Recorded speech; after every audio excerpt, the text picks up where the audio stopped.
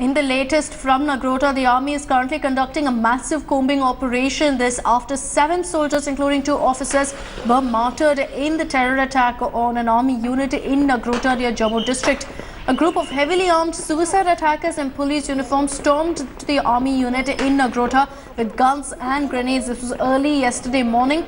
The terrorists entered the buildings where the army officers' families were staying, leading to a hostage-like crisis, especially in the army mess. Now, after several hours, security forces managed to rescue a dozen soldiers, 2 women as well as 2 toddlers and eliminate all 3 terrorists.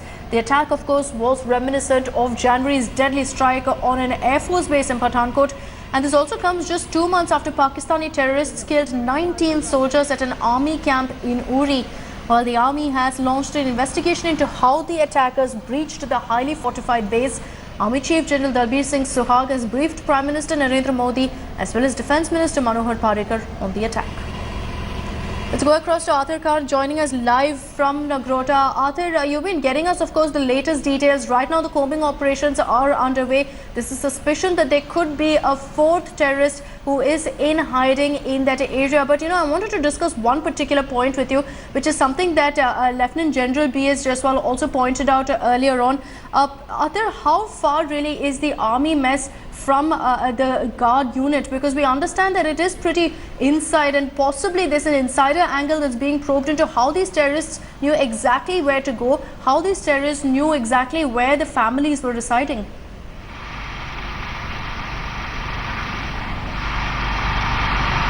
Well, absolutely. Without a reconnaissance, this wouldn't have been possible. So it is now clear that the terrorists had clear knowledge and the minutest details of this area. They had identified this point because they thought it's vulnerable. Along this highway, you see this, there's this National Highway 1 which runs through the cantonment area. So the cantonment area is flanked at the either side of this highway. So free movement of traffic cannot be restricted since it's a national highway. So there is a possibility that these terrorists have raided this area, they have moved through this area, and only after that they have identified. Now, as far as the mess is concerned, it's not very far. It could be a little over 500 meters from the sentry post. So the terrorists had a fair idea of the topography and therefore they have stormed it. First, the sentry post with an element of surprise.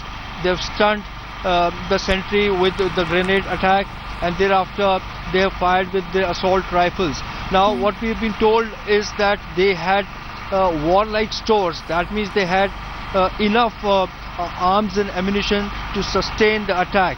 But there was a retaliatory fire, which was a befitting reply, in which 3 of them have been gunned down. Now, what we are seeing from the morning since the daybreak today, since the operations, the combing operations were suspended due to darkness, since early morning today we are seeing a lot of action, a lot of army vehicles moving in, army officers have moved in, bomb disposal squad has been brought in, but we saw 1 ambulance come out of the area, which means since the bodies of those terrorists are still being removed, there's this fear that there could be booby traps under the bodies.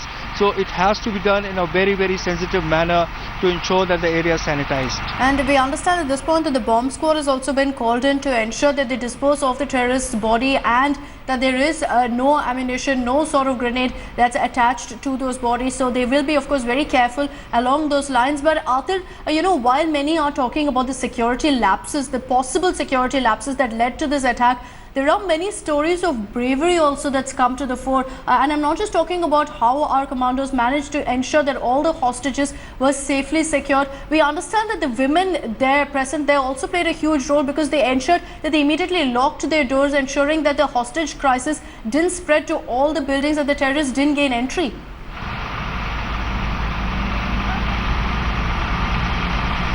But that's right, undoubtedly they have played a heroic role.